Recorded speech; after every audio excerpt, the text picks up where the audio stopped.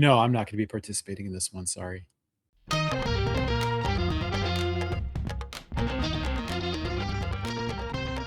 What is up, D3 Hoops Nation? Hope everyone is having a great summer. We're enjoying our summer. I'm Zach Snyder, host of the D3 Datacast, joined this week by Matt Snyder of the D3 Datacast. How you doing, Matt? I'm doing great, Zach. I've been having an awesome summer as well, and thank you for having me on. Always great to have you join the show. So today we're going to kill a little off-season time with some rankings, a draft well, not really a contest, but like rankings in draft form. Just looking at the numbers, you can go to d3datacast.com, take a look at how the efficiency ratings spit out all the conference rankings.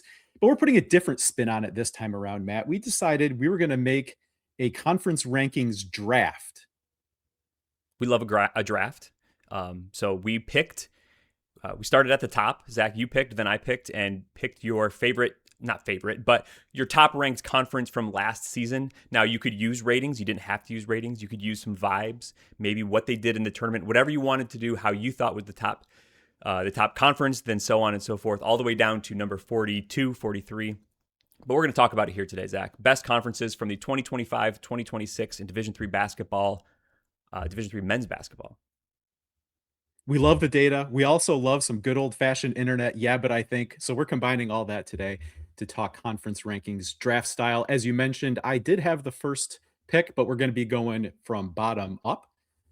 So let's just jump right into it, Matt. And let's just address, there was one conference left on the board, right? Between two people, we had an even number. There's 43 conferences, so that did leave one conference on the board. So I guess we default to that being number 43, and that's the Cognac. Any thoughts on the Cognac? For me, I was a little bit, I don't know if sad is the right word, but I think that this doesn't necessarily do the Cognac justice for being a league that, while it may have some teams that don't rate as highly as other conferences, you can usually count on the Cognac to have a pretty compelling race within the conference itself. Yeah, and someone's got to be at the top, which means someone's got to be at the bottom. Most of these leagues, even if they're ranked at the bottom, have good teams, right? Teams that have made noise, maybe in a tournament or have qualified for tournament. Well, every league qualifies for a tournament, but have had some program success both this last year and historically. But someone's got to be at the top. Someone's got to be at the bottom. I think the Cognac last year suffered from not really having that second team in addition to Lehman. Lehman was pretty strong. Previous seasons, it had been maybe Baruch. Maybe there'd been kind of a top two that maybe would have elevated them maybe just off the bottom a little bit in terms of conferences. But yeah, after Lehman last season, there wasn't an overall ton of quality there in the Cognac. And when you have most of your league outside of your top one kind of operating in our bottom three, the 300s and below in our team ratings, it's just not going to be very strong for the conference overall. And unfortunately, that's where the Cognac sat last year. So that was the last team left on the board. So let's go to number 42, Matt. That was a pick that you made. You had all the even number picks. I had all the odd numbers. So number 42, take us your pick there. Yeah, I'm going to jump in with the UMAC here. I took them above the Cognac. And like I kind of mentioned before, in my mind, one thing that can really drag a conference down is having just like a bevy of teams ranked in the 300s and below. That's kind of loosely the bottom quartile of Division III. And I think there's some a couple of good teams at the top, but then really the bottom falls off of the UMAC pretty precipitously. They didn't have a deep tournament run or any sort of tournament run this last year. They're a conference that maybe has had a team win a game or two in the tournament at times, wasn't last year. And really the majority of the league was kind of below that 300 line for me, and just wasn't enough in the UMAC to really elevate them kind of off this bottom tier. All right, number 41 was my pick, Matt. I went with the United East Conference, and 41 is right where the UEC finished in last season's conference rankings, according to the D3 Datacast efficiency ratings. The thing about the United East is it's a big league, and that bottom half is all outside that top 300, which is something that you've already made reference to. And that can really drag the overall rating of a conference down. But this is a league with, top 100 or maybe like fringe top 100 teams at the top. This past season, that was Lancaster Bible, Penn State Harrisburg, and Cairn. And this is a league that has a history of its representative into the NCAA tournament being a tough draw. So 41, it's kind of right where you'd maybe expect the United East. But I think when you're looking at the top there, you definitely see some quality. Yeah, I think good to call out, right? There's some teams at the top of even the lower level conferences that can be competitive nationally when it comes to maybe a tournament. Maybe not always winning games, but sometimes winning games and at least maybe making a game of it. So it's always nice that these conferences do have a team like that. Zach, my next conference, I think it's number 40, is going to be the MASCAC. Westfield State and Worcester State hovered kind of at or above the average line for most of the season. That's kind of the 200-ish range in all of Division Three. Salem State and Framingham State were also kind of competitive in there. After that, though, there's a pretty big dip in quality. So when you get kind of like half of your league or so at or below that average line, it's kind of tough to make big headway there. So MASCAC for me, number 40 conference. Yeah, a lot of similarities in the way that these conferences profile here. Okay, my pick 39, I went with the SLIAC, another league where you're just fighting for a top 300 spot by the middle of the pack of this league. And, Matt, the SLIAC took a hit with the closure of Font Bond. That was a program that you could always count on being in the mix at the top of the SLIAC there. So Font Bond's closure, I think, really hurts the SLIAC.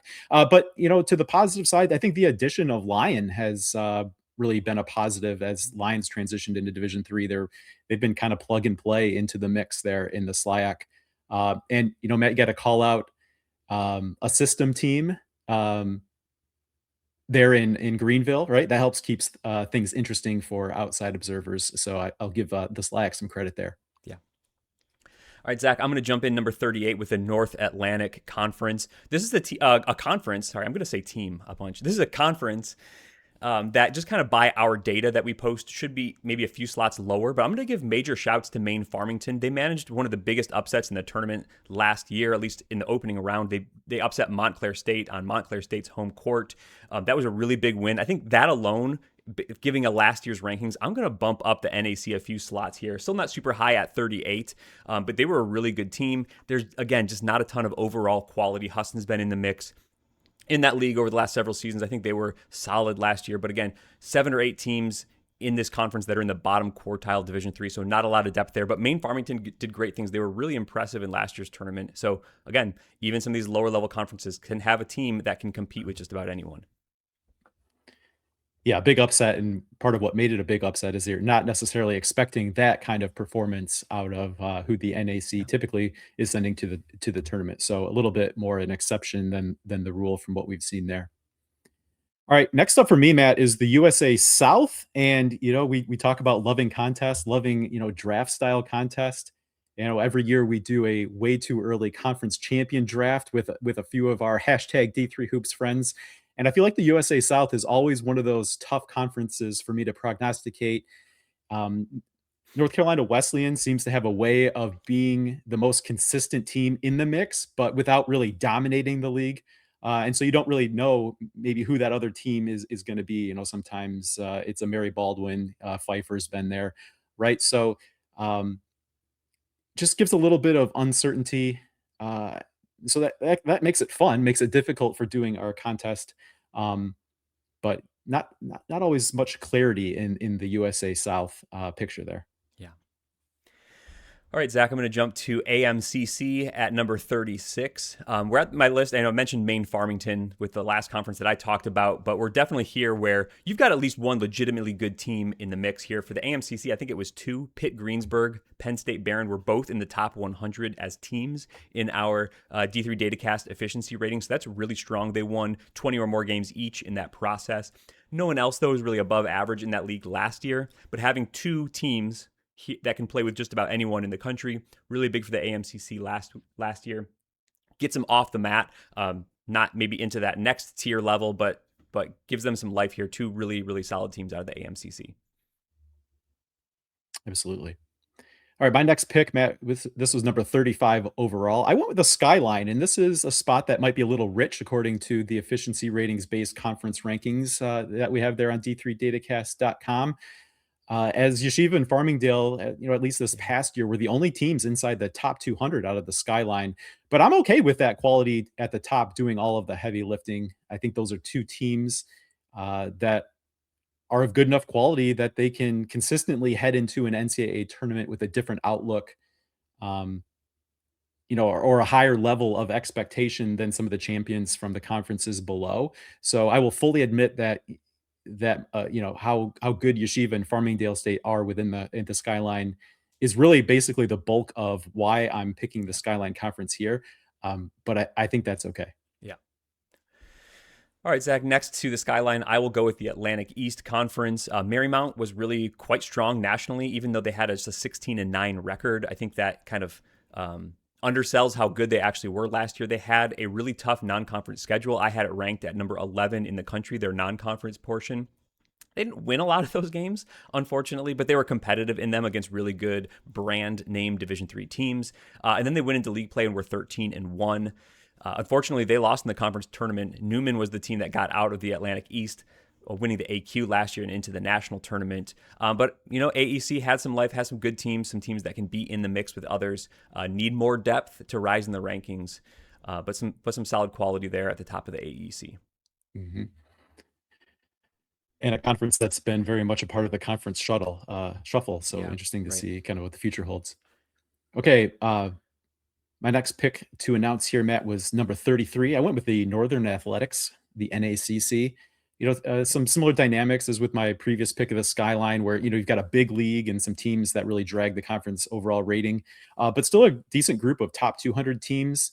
And you just have to go back to the 2025 NCAA tournament to see two teams from this league advancing. Of course, Wisconsin Lutheran had that super veteran team that performed really well come back, but it was actually St. Norbert that won that AQ, and they defeated Carthage in the first round to give the NACC two advancing teams there. I don't feel like that's really something you're seeing a lot in out of these other conferences we've been picking. So I felt good about this pick here with the NACC at number Yep. 33. Yeah, they've had some strong teams in the last few years. Yeah.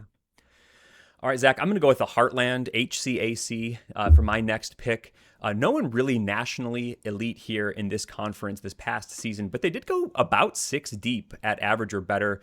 Transylvania, Anderson, Rose-Hulman all had kind of a nice race at the top there, but Franklin, Mount St. Joseph, and Hanover added some nice depth here. I think this is the part of the rankings we're starting to see a little bit more depth added in. At least for the HCAC, the quality at the top was maybe capped.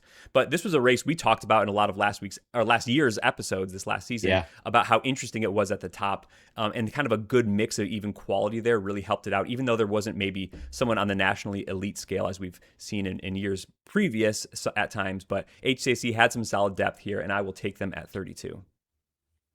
Yeah, definitely some depth of quality there at the top. Was a pretty good, 5-team race there. Okay, number 31, Matt. This is a conference I had my eye on really for a few picks before I pulled the trigger here at 31, and that's the SUNYAC. It seems like there's been so much movement in and out of the SUNYAC on a year-to-year basis. It can be tough to keep track of who actually, even is in the SUNYAC from year to year. But what maybe pulled the trigger here is just the recent history of whoever happens to be carrying the banner for the league that particular year has been, in that elite or near elite range. Of course, Oswego State had their run, and while they remain a top 100 type team capable, I think, of reclaiming, that kind of spot. Um, we got to talk about Cortland. They ranked 13th in the final D3 Datacast efficiency ratings this past season. Um, so, at this spot in the draft, I feel like that kind of quality at the top, really, I thought made this one of my better value picks at 31 overall. Yeah, All right, Zach. Matt, let's So take yeah, let's go ahead. You can react, but also this is going to be a spot where we just take a little bit of a breather, take a look at the, as we review this kind of going through quarterly. So what the results were for picks 31 through 43, of course. I ended up with the SUNYAC, NACC, Skyline, USA South, SLIAC, and United East. You have the HCAC, AEC, AMCC, NAC, MASCAC, UMAC, and then we talked about the CUNYAC being the one conference left on the board. yeah. I mean, to me, most of the names here are the names of conferences you expect to be in this bottom quarter or so, we'll call it, of Division Three. Maybe the names that are surprising are the ones that just kind of missed the cut line of being included in the next tier, the SUNYAC and the HCAC. These are definitely conferences with programs that we've seen be more top 25. You mentioned Oswego State. HCAC at times has had teams like Anderson, Hanover, Transylvania being in that mix as well. I think there's still a lot of quality there, but maybe having that other team in that mix nationally wasn't something that these conferences quite had. But they're both leagues that in some years would be in the tier above, if not two tiers above, depending on just how that quality mixes out in that particular year. All right, let's go into our next grouping here. Kick us off, Matt. This was number 30. Yeah, the 30th team for, or sorry, conference for me is the Conference of New England, the CNE. And great run for Endicott, right? They got to the Sweet 16. They acquitted themselves really well while they were there. That was a game that they maybe could have won down the stretch. So that was a really, really good season and a really good showing for Endicott. Western New England was also really competitive with a 20 plus win season, a really strong non conference schedule as well. Though when you get to the Conference of New England and you get to the bottom half, I think you do still see a big dip in quality. We're starting to see, though, more and more teams that are really in that nationally competitive mix making pretty kind of a deep run like Endicott did. But I think the CNE, at least this year, was missing more depth to allow them to increase. Go back a few years, Nichols kind of takes that Yep. same spot that maybe Endicott filled, right? So even though sometimes the names change, the CNE has been one of those that has seen a team be able to make a bit of a run in an NCAA tournament. All right, next up for me was the 29th pick, Matt. I went with the GNAC, and I would say that the GNAC has quietly raised its profile over the last couple years. But of course, people who were following last season along with us know that the GNAC is a conference we talked a lot about as last season played out. St. Joseph, Connecticut, really became a team that national observers had to keep in mind on an annual basis. But they were joined by Albertus Magnus and St. Joseph, Maine, as top 30 teams in last season's efficiency ratings. LaSalle finished with a 500 record and a little outside the top 100, but they're another team that I think performed well in some games that even maybe they ultimately lost, but just kind of played well as a team a little bit deeper in the GNAC, who was playing some really good games against some NUMAC Yeah. opponents. I know that was one of the conference comparisons we were really paying attention to through the non-conference period a year ago was the GNAC compared to the NUMAC. So this is like I said, I think a conference that's quietly raised its profile, although that was certainly on our radar a year ago. Yeah. Yep. All right, Zach, I will take the Midwest Conference next at number 28. I really like having good Grinnell, just not gimmicky Grinnell. You mentioned, Greenville's system as part of the SLIAC. I feel like they're not as competitive as maybe they had been in the past, and certainly not as competitive as Grinnell was this year. They've been on the rise for a number of years now. A really solid kind of top 50, top 60 type team last year. It's fun when they're also quite good. Lake Forest and Monmouth also added some solidly above average depth to this conference. Illinois College still doing their thing. They were a little bit more Division III averagey last year as well, but I think you start getting some more depth in the Midwest Conference. The top half of that league can be competitive, even though that's a kind of a difficult region of the country to be in with CCIW and WIACs kind of proximate to those teams. But the Midwest Conference starting to hold their own as well. Some good teams at the top there. So number 28 Midwest Conference for me. Mm-hmm. Yeah, and I think become a conference race that's a little bit more compelling than maybe you might think if you're just paying attention ultimately who wins it. All right, next up for me, Matt, is the MAC Freedom. And if the GNAC is a league that's taken a step forward, the MAC Freedom might be a league that's taken a step back. It's been a couple years since the league has had a team, that we were really talking about as being on the bubble should they fall in the conference tournament. It's a solid league, but it seems like a lot of variance in how good the team at the top is from year to year lately. And maybe that's, been over the last couple years more on the downside than the upside. And certainly now at this point, though, the worst half of the MAC when you talk about their two conference split there for men's basketball. Okay, Zach, for 26, I'm going to go with the Collegiate Conference of the South. We know Maryville was a really good team last year. We got to see them at the Great Lakes Invitational. They were flirting around the top 25 for a lot of the season. Unfortunately for them, they got knocked off by LaGrange in their conference tournament, who then got beat by Belhaven to win the AQ in the CCS. Belhaven then went on to lose in overtime against St. Thomas, Texas, I think in the opening round. St. Thomas, Texas had a great season, went on to Fort Wayne in that Elite Eight round that we got to see in Fort Wayne. So kind of a really good showing in the tournament for Belhaven. Even though it was a first round loss, they took a really good team, a team that had been at the top of the Division III rankings to overtime. Again, like I said, Maryville didn't make the national tournament, but had a really good season, was a really good team. So CCS, maybe kind of a surprising inclusion here, all the way up at number 26. Yeah, you say a surprising inclusion. I will say that as we were playing this out, making my pick and then seeing what your pick came out to be. This was one of the more surprising ones as I saw you go in this direction. I guess it comes down to how much you want to look back, how much you want to look forward. But looking forward, I have a lot of questions about the Yeah. CCS post Maryville, and so they were definitely going to be further down the list for me. So I don't know. I'm going to call you out on a dubious pick here, Matt, but again, I have a lot of questions about this league, kind of post Maryville and where Yeah. they project to be. And I was looking at last season with Maryville included in the rankings. And that's kind of the fun thing of not necessarily doing this when they sort of define criteria. So I think that was one case where we were just looking at it much differently. And either way, you could make a case. All right, next up for me, Matt, would be 25. I went with the Empire 8. And I think a lot of the comments I made about the Mac Freedom, just a pick a go, apply to the Empire 8. It's a solid league, good depth, competitive race, but right now you look at it much more of like a one bid league, right? So I think you can compare the leagues. If you want to compare the teams, you could say maybe Utica is the Yeah. DeSales in this situation. A lot of maybe similarities between what end up to be back to back picks for me. Yeah. And I think maybe the difference in my mind, without doing a lot of research on the Empire 8, is the difference between 2 or 3 years ago and now is Utica was kind of in that national group ahead of everyone else, and they maybe took a little bit of a step back this last season, and that drops the conference as a whole, not having that really replacement ready for them. But yeah, I think a good position for the Empire 8, but they've been maybe a little bit stronger in the past. Okay, Zach, I think that takes me to number 24. I'm going to go with the Northwest Conference. Whitworth, once again, quite strong, but the NWC didn't really have another top tier team in the mix last year. A bunch of other pretty good teams, Puget Sound, Lewis and Clark, Willamette, Pacific Lutheran, I think we're all fairly strong national. I mean, can play with most of the division, not really in that top 25 mix like Whitworth might have been, or in that tournament mix.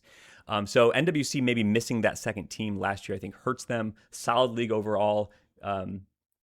A league that has maybe typically been more above average, and here drafting them at number 24, maybe being a tick below. I think they've maybe lost a step the last few years, although, Whitworth remains good at the top. Yeah, unfortunately, a conference for me that a year ago maybe wasn't as on the radar, just following the national picture as Yeah. as it has been in the past, and maybe that's kind of reflected, as you mentioned here, going at number 24. Being that Pacific Northwest, the time zone difference, like, that doesn't help, and then, to not have a mix of those teams that are really in the top 25 picture makes it a little bit more difficult. All right, 23 for me, Matt, I went with the President's Athletic Conference. Early last season, we were impressed with what we saw at the Great Lakes Invitational from Washington and Jefferson. And then, later in the season, they really validated kind of what we thought or what we learned about W&J with a really good NCAA tournament win over Mount Union. It was a really good W&J team. And you look at the conference standings, that's not one that, ran away with things in the Presidents, right? They very much had peers in that league. You look at their half of the conference, they were in a three-way tie at 12-4, right? So you can really appreciate what W&J was and then look at it and know that there were other teams right there with them. That speaks to, I think, the depth, the quality of the PAC. It's a sneaky good conference that highlights the overall depth of where Division III basketball is right now. And I think, there's a lot of good teams out there. And I think that's certainly true in the PAC, and they don't always get that kind of credit that they deserve. Yeah. And if you talk about direction or trajectory of leagues, the PAC feels like one that has an upward trajectory as a league on the rise. We'll have to see what happens, but that's just kind of the vibe I get out of how they've done recently. Okay, number 22, Zach, I'm going to go with the SCAC. And it's kind of surprising to me to see them available here. We're kind of nearing the midway point. St. Thomas was great last year. They were kind of up at the top of the rankings for most of the season. They had lost that second powerhouse in Trinity with their move over to the SAA. I think that really hurt the league. Concordia, was really solid. Laterno was good. Colorado College, Shriner, Centenary, all pretty solid teams. But there was really that missing next team at the next level that really would elevate this conference maybe back into the top half of Division III, like maybe they were when St. Thomas and Trinity were both in the same league, both performing really well. Yeah, Trinity moving out, some of those teams from the ASC moving in. It's, probably adding to the depth, but like you said, missing that piece. So on the whole, as when you're talking about rating the conference as a whole, maybe a slightly net negative, but certainly maybe helped stem the loss of Trinity, Texas. All right, at 21, Matt, I had the MIAA, and that's a league we've seen everything be from a three bid league to a clear one bid league over the last few years. And when we did a conference ratings episode a couple years ago, purely based on the efficiency ratings, I think in that one, the MIAA checked in 10th after that three bid league year. And I think we remarked that that kind of felt like the high water mark. I think maybe here at 21 is maybe more of the low water mark. The MIAA is fair to say that in any given year might range from kind of middle of the pack to pushing towards that top quartile. Um, it's a league that puts a lot of pressure on the top of the league to be very good to elite because of some of the struggles in how the ratings view teams at the bottom, and then maybe that top of the league didn't pan out as well this past season as it has in some other years. All right, another checkpoint, Matt. Here as we review the last 10 picks, kind of taking us from kind of the midpoint down to number 30.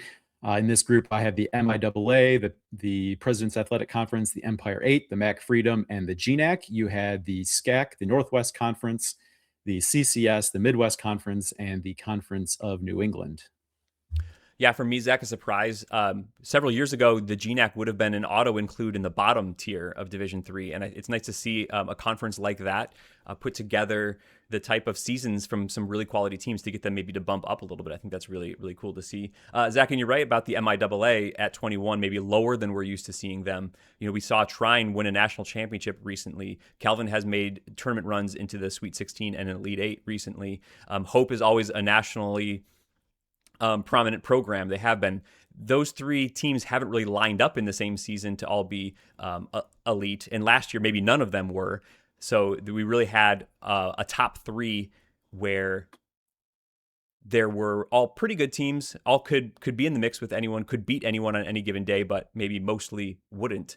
And then all of that certainly on the rise. They were a really good team, knocked off some of those programs, kind of a top 100 type team. Go to Albion as a fifth team, kind of average or above. But the MIAA really has lacked, at least last year, that kind of slam dunk top 25 team that they had maybe had in previous years, and that kind of drops them down to the below average side of things, even with some big name programs who've had recent success.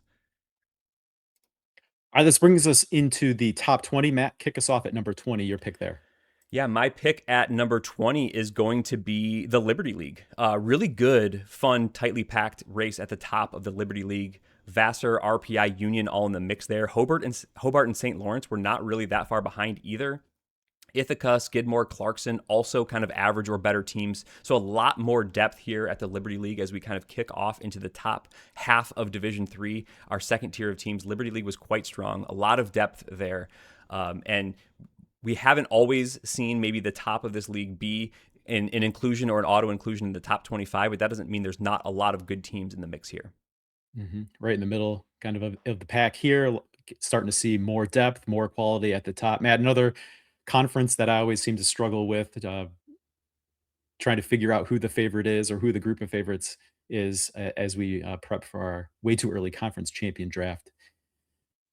Yeah, 19 is my pick, Matt. I had the SAA. You can tell me if this is fair to say or not, but I feel like the SAA is an arrow up conference. We talked about Trinity making that move into the SAA, but it wasn't like they moved in and dominated. It was actually Rhodes that won the conference last year. And now Maryville moves up beginning this year again. So, maybe taking a little bit more of a looking forward view of things. You start to talk about Maryville entering the mix. I think that makes the SAA an arrow up conference. It makes the top even more compelling than maybe it even already was. And you never know what the next turn in the conference shuffle carousel will bring, but at least in the immediate, I kind of like what I'm seeing in the SAA. Yeah, and the two big increases there, right? Trinity coming in, and then Rhodes just performing a lot better than they had in previous years, being kind of one of those national teams. Two big pluses for the SAA. Okay, Zach, I will stay kind of in the south-ish area and go with the ASC, the American Southwest Conference. Really hard to judge this league. It was only 4 teams last year. They're going to get some reinforcements here coming to the conference. But with just 4 teams, hard to judge. Mary Hardin Baylor and Hardin Simmons were both quite good teams. And then Howard Payne and ETBU, ratings wise, we're still kind of averagey. So four teams, they're all averagey or better.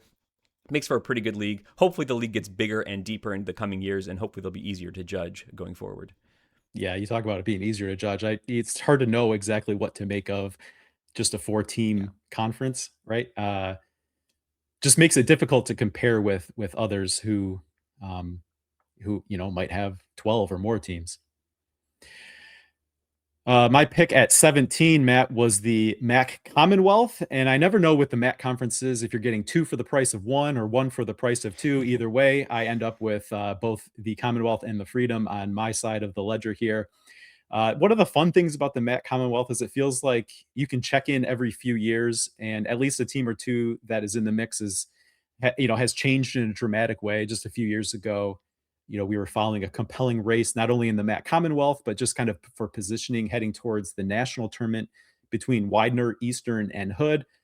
Fast forward to this past year, Widener and Eastern were both in the bottom half of the conference. While at least in terms of the efficiency ratings, it was Hood and York kind of carrying the banner for the conference there. So, yeah, maybe a lot of volatility. Uh, when you look over kind of maybe from class to class, maybe these 4-year cycles, uh, but you can count on some level of quality from the Matt Commonwealth, even if you may not know exactly who it's going to be in any given year. Yeah, there's always someone that comes out of the MAC Commonwealth to be in that race, and you're like, I didn't know that they were going to be that good this year, but they end up being. So it's always a fun and good race there in the Commonwealth.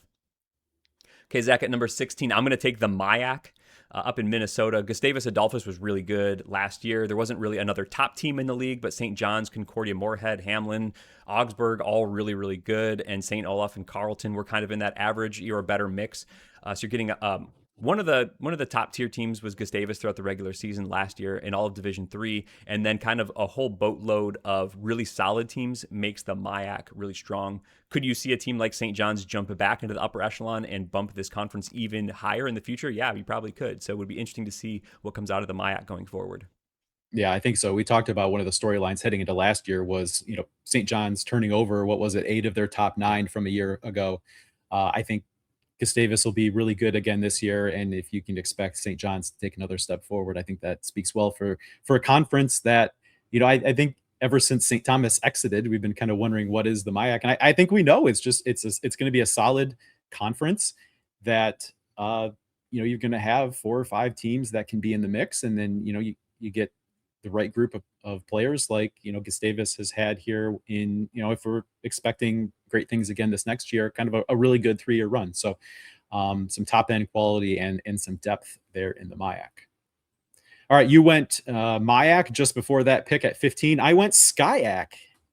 And it's worth noting that it didn't factor into my pick necessarily, but the SCIAC's a good league that I think will be even better following the full transition to Division Three from Azusa Pacific, right? So that kind of adds another team that I think you can easily pencil into like the middle of the conference or better, depending on how that transition goes, how quickly it, it goes with you never know with roster turnover, that kind of thing. But I think kind of the profile is good for Azusa Pacific being competitive in that top half of the SCIAC once they kind of get their footing there as full Division Three members. Matt, a year ago, Chapman and Occidental, I think, were probably underappreciated teams by many and helped kind of fill out the league's depth in what were, maybe quote unquote down years from what we typically see from teams like Cal Lutheran and Pomona Pitzer. But, the SCIAC solid, some teams that are a lot of fun to watch. Solid for them here at number 15. All right, at number 14, I will go with the Little East.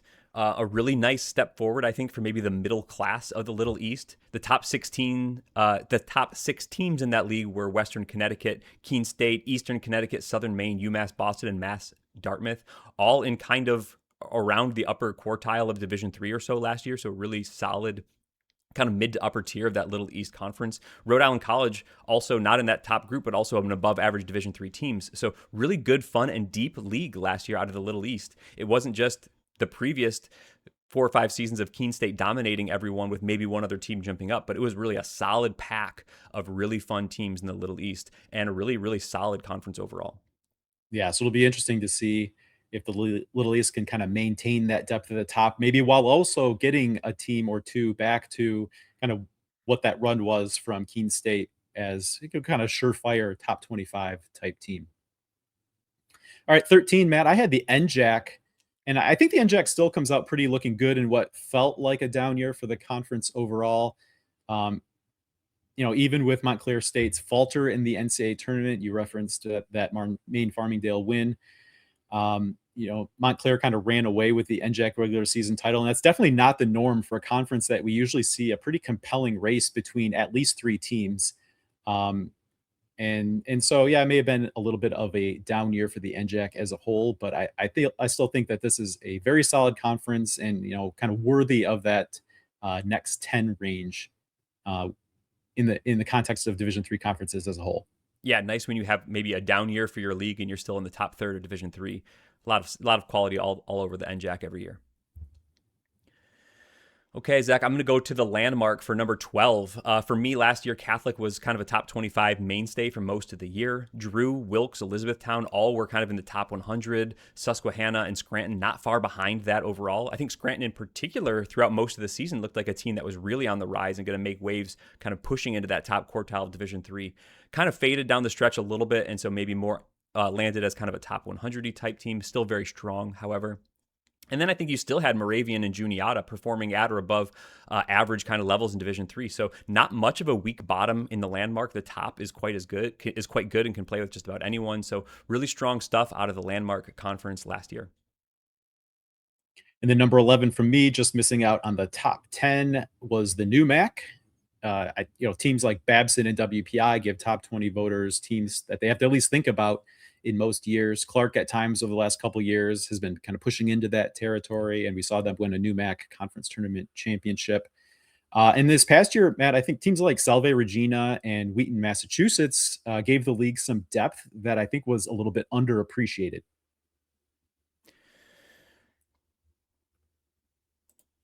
All right, another group of 10 to review, Matt. Just missing out on the top 10, 11 through 20 here. On my side, I had the NUMAC, the NJAC, the SCIAC, the MAC Commonwealth, and the SAA. In this group of 10, you ended up with the Landmark, the Little East, the MIAC, the ASC, and the Liberty League. Yeah, I think not a lot of surprises for me on the teams that ended up here. I think a big one is I wouldn't have maybe just picked out the SAA into this tier until you think about what happened last year and you think, okay, well, they did add Trinity. Rhodes was really good. Like, oh yeah, that was like a really solid league. They hadn't been previously, but now that they've been adding teams and adding quality teams, I think that's going to maybe continue in that direction to a large degree. Otherwise, I think it kind of makes sense. NUMAC is maybe a conference that could be on either side of that kind of top 10, just in or just out kind of thing as a league.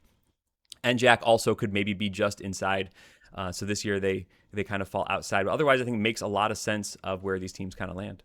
Mm-hmm. And I will say that if you look over at your column here, a lot of conferences I'm glad you took because I, maybe lacked conviction or wasn't exactly sure. Conferences like the Landmark, you talked about the dynamic in the Little East, the ASC with the four teams. So I thank you for making things a little bit clearer for me or easier for me as I was making my picks through this range. You're always happy to let people's heat and ire land on me rather than on you. So, all right, let's get into the top 10, Matt. Again, you had all the even picks. So number 10 was one of yours. And I got to say, when you put this one on the board, I was like, you know what? I get it. I kind of like it. Yeah, definitely breaking just the pure average efficiency ratings based model if you wanted to go by that. But Zach, I'm taking the Coast to Coast Conference at number 10 inside the top 10. Just basically on this fact almost alone. National championship, Mary Washington won that in the Final Four. Christopher Newport, also like they've been national champions just a few years ago. The top two in this league were as good as anyone. Two Final Four teams, right? National champion. That alone, I think, kind of vaulted them into the top 10. After that, you start to get some question marks. UC Santa Cruz was very solid last year. I think that's a program that has been on the rise. Salisbury in the mix as well, a solid kind of averagey or better Division III program. Then you've added teams like Regent and JWU Charlotte and Warren Wilson kind of in recent years. Those teams haven't really moved the needle much off the bottom of Division III. It's also kind of weird that I think Christopher Newport like just doesn't play those teams. I guess two of them are provisionals, so maybe you get that, but they just didn't play Warren Wilson, who's a full member of their conference. Like they don't want that drag on their schedule. Still, with how good the top two teams though were last year, especially with the national champion, I did feel comfortable putting the coast to coast kind of on the strength of that alone just into my top 10.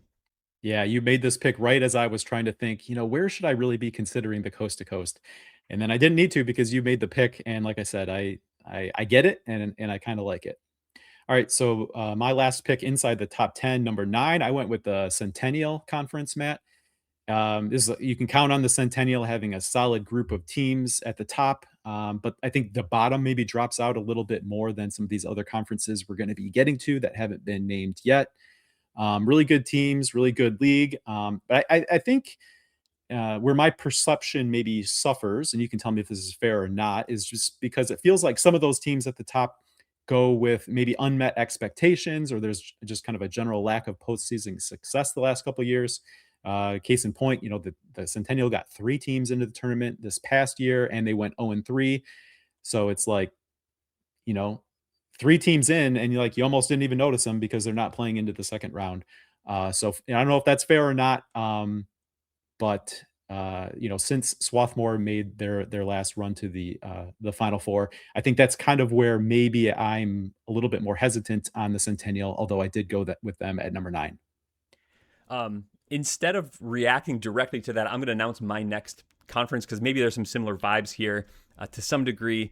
The American Rivers Conference, I pulled the trigger all the way at number 8, and that kind of seemed high to me. The narrative around the American Rivers Conference, I think, has shifted since a couple of years ago. We were talking about them like, are they going to be 4 or 5 teams into the tournament? This last year it was only 1, but they still have kind of a bunch of good, really good teams at the top of that. 4 teams in the top 100: Loras, Dubuque, Nebraska Wesleyan, and then like another class of teams below that are still really good. In some ways, maybe similar to the Centennial, although they didn't get a bunch of teams in the tournament this year. But it was a conference where the last season or two, they've had some really, really good teams at the top of the conference, teams that can be nationally competitive, but they're all kind of maybe grouped together outside of maybe top 25 competitiveness, or even maybe outside the top 50 in some metrics of Division 3. But there's still a bunch of really good teams that makes for a really good conference, even if they're not all going to make national waves. It's just one of those leagues that night in and night out, there's going to be a lot of turmoil just because every game is really competitive. I think maybe there's some similarities there between the Centennial and the American Rivers. When I was making this pick at number 8, it felt really high just given the way that the narrative around that conference went, but still remains, I think, a highly competitive and still really strong league. Yeah, sneaky strong league that probably doesn't get the credit it deserves. I think we talked about that certainly in years past when we've tried to rank the conferences. But again, without necessarily that super deep run, it's a little bit hard uh, to get even higher up the list, I think. All right, number 7, Matt. I went with the NCAC, and not to tip maybe your next pick a little bit, where we went with similar geographies, but I will say that I like this one maybe a little bit better than the team you took with the pick prior, which you will get to. Um, we were wondering how things would play out with John Carroll's move to the NCAC, and it sure seemed like we saw other programs rise to the occasion with a really good Division III basketball program entering the mix there. And I think what's maybe most interesting for people who have followed Division III basketball for a long time is we're talking about the NCAC here in this range just because of a really solid mix of teams, and not because we had some sort of return to form of the old, Worcester Wittenberg elite old guard, right? So this is a very maybe different way that the NCAC gets among the elite conferences in the overall landscape of Division III, and I think that's great. Yeah. And Zach, as you kind of hinted, I did take the other one just ahead of that at number 6 at the OAC. I was debating between those two conferences, the one that John Carroll just left and the one that they just joined. But even without the Blue Streaks in the mix, OAC had another strong season that we've come to expect. 2 teams into the national tournament. Mount Union and Otterbein got in. Otterbein, I think, knocked off UW Platteville while they were there. Ohio Northern was also another really good team at the top of the conference. And then the fall off down to the bottom isn't that big overall. I think the order of the names maybe changes from year to year, but the overall quality doesn't really change in the OAC. It was kind of neck and neck for me at number 6. Do I go with the OAC? Do I go with the NCAC? maybe in some strange way, I gave the OAC the benefit of the doubt that they lost one of their strongest programs in John Carroll and still maintain quality. We'll have to see how that league continues to churn teams up. We've seen Marietta be at the top. Years and years ago, it was Capital. Now they're kind of more at the bottom. I think the OAC, I trust them that they're going to find that next wave of teams. We'll have to see how it goes. But it was an interesting shift. I think that brought the NCAC up more than it really hurt the OAC. And I think that was one of our questions going into the season. Yeah, yeah, great point. All right, at number 5, Matt, I was perfectly happy to take the CCIW with the 5th overall pick. I feel like this is a conference you can easily write down as a top 5 conference in a year. Um, Even though, Matt, it may be hard to believe, but Illinois Wesleyan is the only CCIW team to advance in the NCAA tournament since North Park and Wheaton made runs to the second weekend in 2023, right? So that's what, the last 3 tournaments, Illinois Wesleyan is the only team out of the CCIW to pick up a tournament win. But 5th just overall sure feels like a floor for this conference. It's a league where, forget about going on the road. I think just about anyone can beat anyone. And I think at the end of this upcoming season, we're going to be talking a lot more about the CCIW maybe being more like a top 3 Yeah. conference than a top 5 conference. Yeah, I was just going to say that the vibe I'm getting from the CCIW is that it's maybe going to be going more toward that kind of top 3 status that we had maybe more traditionally seen out of them than at number 5 here, which is a little bit surprising that they're available. I mean, still a top 5 conference in the country, but usually they're in that kind of 1, 2, 3 maybe mix. Here they slid all the way down to number 5. But maybe I'll have some more comments on my surprise that they're at number 5 a little bit later. At number 4, though, I was going to take the WIAC, who I was a little bit surprised that they were available at number 4. Feels kind of maybe like the low watermark for them. We're used to seeing them often number 1, number 2, number 3. Kind of feels like stretching it here. I'm getting them at number 4. Great value for me. Maybe no nationally dominant teams, and that's probably why, but they had a bunch of really, really, really good ones. All 8 teams in the league ranked in the top 200 for us. They got 4 teams in the tournament. La Crosse, Whitewater, Stevens Point, Platteville, all excellent teams last year. Oshkosh, like the 5th team in our rankings in that conference, could just about beat anyone, looked like a top 25 team at points in the season. Eau Claire flirted with that top 25, especially after their strong but weak non-conference schedule. They really fell off in conference play as well, but really top to bottom, the WIAC can beat just about anyone. One of their lower ranked teams, UW Stout, Zach, and they beat the CCIW champions last year. So that's just to say, I mean, not that they were better than them, but just to say it's definitely a league that anyone can beat anyone, or anyone can beat anyone in the country. So the WIAC at number 4, we're getting to the cream of the crop here. Yeah, absolutely. Which brings me to my second pick, Matt, 3rd overall. It was, very early in the draft, and I felt like I was already faced with a very difficult decision. I considered 3 conferences with this pick. You can probably guess what they were based on what we've just talked about. But here at number 3 overall, my second pick, I went with the ODAC, and that again, maybe is a little bit controversial based on just last season. If you look at maybe where the teams ranked or where the conference as a whole ranked in terms of the efficiency ratings, but just taking a little bit more of a zoomed out look, Matt, I decided to go with the ODAC, just kind of, given that body of work and Randolph-Macon's resilience to rate out as an elite team, even as it seems like the last 4 years we've been waiting for some sort of drop off. And every year you can count on an ODAC tournament, matchup between the 4 seed and the 5 seed that you just can't believe is a conference quarterfinal type game. So again, maybe based on looking at just last season alone, the ODAC maybe shouldn't be number 3. But taking a little bit of a bigger view in this, kind of in this loosely defined set of rankings and draft, I decided to go with the ODAC. Decisions were made for sure there. I will go at number 2 with the NESCAC, one of the best conferences year in and year out. They had 2 teams in Fort Wayne last year for the Elite 8 round. They had 2 teams in Fort Wayne the previous year for the Final 4 round. This year in the Elite 8, though, is Trinity beating Tufts. Trinity made their 3rd consecutive Final 4 with that win.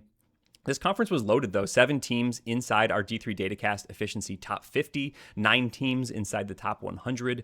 It's one of those leagues, again, where the bottom feeders are kind of like average or better still, and they're the bottom of the league. Everyone's great. 5 teams made the tournament this year. 4 of them won at least one game. And then you kind of had the part of the country where Wesleyan advanced until they lost to Tufts, who advanced until they lost to Trinity, kind of in that Sweet 16, Elite 8 range for those games. they kind of had to knock themselves out for some of those teams that ended up losing games. NESCAC has been really good. They continue to be really good. They're typically getting teams to that final weekend once again. Really strong league. Happy to take them at number 2 overall.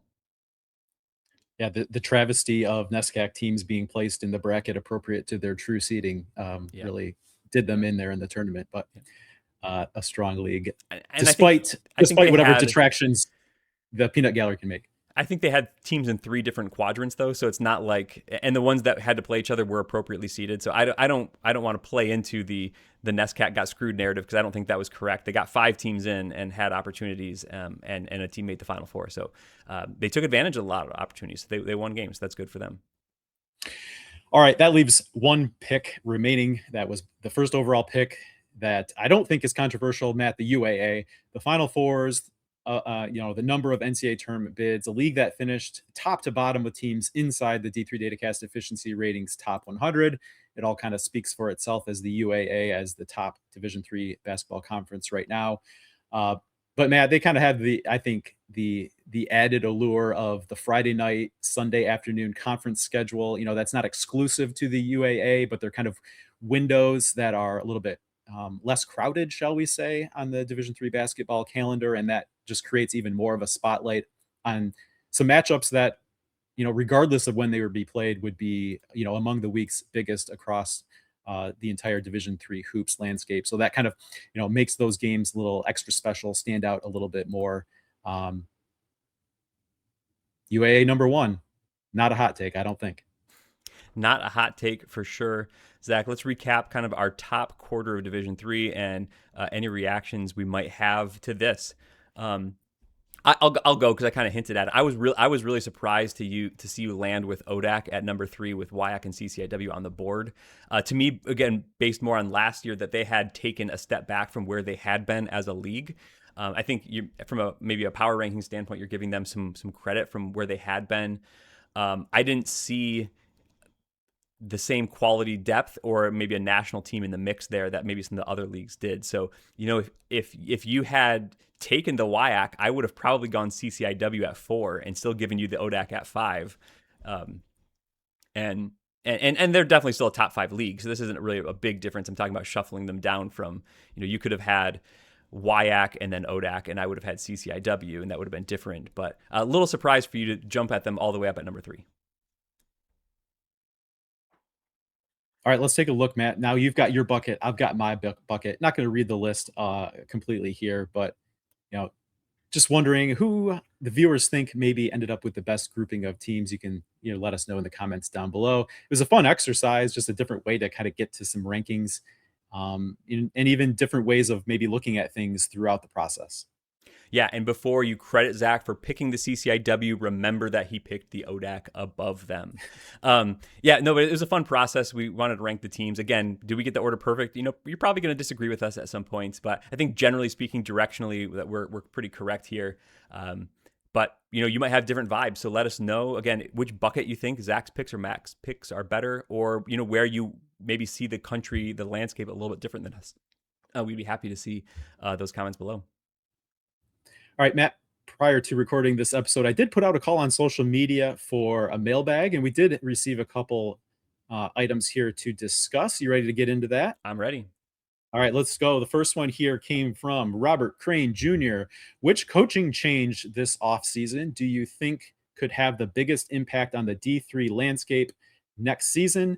Matt, saw this question come in from Robert, and my mind immediately went to the coaching change taking place at Christopher Newport with John Krikorian leaving to become an assistant at Elon, I believe it is. I think so. And so, John Krikorian's track record as a head coach speaks for itself. He's a guy who always seems to be able to maximize what his group is. And he was going to have a lot coming back from a group that just made a run to the Final Four. I think there's a lot of reason to suggest that Christopher Newport can still have a really successful season, a really great season. But Matt, I was thinking in terms of what is a top 25 voters outlook going to be on Christopher Newport, kind of as putting together that initial preseason ballot. And I think that's a coaching change that's going to have a big impact on how a voter thinks about Christopher Newport. That probably would have been an auto include top 5 pick. I don't know. You tell me as the resident top 25 voter in the D3hoops.com top 25 poll. I mean, if you haven't put them in by 5, you're kind of always thinking about that program, about that spot, and where they're going to assess them. They've been as nationally relevant as anyone. And replacing Krikorian is Jaron Dyson. He's a associate head coach at Army. I think he was at Emory and Henry, who's now a D2 program, but when he played there, it was a D3 program. So he has D3 experience. But when you just replace like a national championship caliber coach, it's just like you said, we have no idea how it's going to go. So I would go to that place as well, as one of kind of the biggest potential impacts. Could turn out great for them. Like I expect them that they have attracted really good candidates for Christopher Newport. I think that was a good job. So they probably got a good one there, but it'll just be kind of a little bit of a wait and see. Zach, another program that we talk about in the top 25 that has a coaching change, also with national championship history, but one that maybe the voters won't ultimately deem as a big impact is Matt Lewis, who stepped down from the UW Oshkosh role. His family was relocating and just decided he couldn't do it anymore, so he stepped down. Steve Schweer takes over that program after he had a lot of success at Illinois College. So in my mind, as a top 25 voter, a really good D3 coach leaves and a really good D3 coach seems to come in. So I would, that's a big change, a big deal for that program, but not one that might ultimately have a big impact, because I think we expect maybe some similar quality from Schweer coming into that program at UW Oshkosh. Yeah, it's a good program that had a good coach, and the outlook continues to be a good program that has a good coach, right? Yep. So probably in terms of the change of the impact, not really expecting, really much change at all. I think we got a similar type of question, whether it was in the offseason last year or maybe, kind of in that preseason period a year ago. And it's always tough to know like what's the impact going to be in year one, right? So Yeah. you can talk about any number of hires you feel are really good hires, but I don't know about year one. Maybe year two is a little bit more interesting, right? So just I was thinking about that, and when this question came in as well, going back to like the hire of BJ Dunn at MIT, right? I mean, it's where that program was when he took over. Like you don't necessarily expect a ton of impact right in year one, but I think that's one that could have a big impact in year two, right? So there's always kind of those dynamics to consider where it's like, yeah, I don't know what to expect for year one, but I think this is a really good hire that's going to, have a big impact, maybe later on down Yeah, the road. that's a good point. All right, one more, Matt, came here from Graham Dunwoody. If you suddenly became the kings of D3 athletics, I like the ring of that already, Matt. What scholarship/eligibility structure would you implement, seeing what D1 and D2 have done already? Uh, this is a well-timed mailbag question, Matt, because this is sort of a topic we've been discussing, and probably what we'll get out as our next off-season episode. So a little spoiler there. I think we were framing it not as necessarily kings of D3, but as D3 basketball czars, or czars of D3. So there's going to be a lot more to come, right? Because we talked about doing that kind of a full episode on that topic later on. But Matt, any immediate reactions to this sort of mailbag style? Yeah, I mean, things that have been going on social media as D2 is implementing the 5-and-5 rule to kind of mirror D1 for eligibility. And I think my perspective on what Division 3 should do or should change is that they should mostly just hold the course of what they are. I think D3's kind of 4-and-5 model is, I think, fine for the division. I think Division 3 philosophy, even in the last few years, the Division 3 has reaffirmed it as kind of what they're looking to see as a 4-year process, right? To get through your college degree and spend 4 years in academics and athletics. I think that's appropriate for Division 3. D1 and D2 have had for a long time now redshirt eligibility. So a lot of students were already in programs for 5 years. They weren't able to play in games for much of those redshirt seasons. They were always like, 2-game caps or whatever the line was. But a lot of team players had an opportunity to be in those programs for 5 years. I see them as kind of streamlining the waiver eligibility rules and things like that. So kind of removing that redshirt requirement, going to 5 years, I think maybe does make sense from some of those scholarship level divisions. I think that's okay for them to do. I wouldn't advocate for a change at Division 3. I don't see the need to add scholarships to Division 3. I don't see the need to add more eligibility rules over on the top of what they are already right now. I think programs that want those things, That's great. They can go look at Division two. I think that's totally fine. If you want to be a program that's kind of operating in the Division three model, I think maybe then Division three is the place for you. I don't think that all of the divisions necessarily need to look the exact same. Yeah, I agree. I don't, see a specific reason to go in that direction. I think the whole point of having different divisions is that each division has certain distinctions, and Division 3 has always been more about the student athletes actually being student athletes and having the same kind of, educational opportunities that, the general population has, that and they can still compete at a high level, but they're also the truest form of student, just like the rest of their peers. Um, but man, at the same time, if it turns out that Division three membership decides that they want to uh, pursue a fifth year of eligibility, that's not something I'm really going to lose sleep about. But again, it goes against what has to date been part of the ethos of Division three, which the philosophy statement specifically references Division three as primarily a 4 year experience, right? So Yeah. at least to this point, Division three has affirmed that. Now there are, some medical things in ways that, maybe a student is playing a fifth year aside from just kind of the COVID thing that we had worked through. Um, but but so far they've chosen to keep that, as part of the statement, specifically calling it primarily a 4 year experience. So, um, yeah, I don't know. It'll be up to the membership to decide. I don't know that, there is an appetite to change that, considering they haven't even changed the philosophy statement away from that, but we'll see. And it's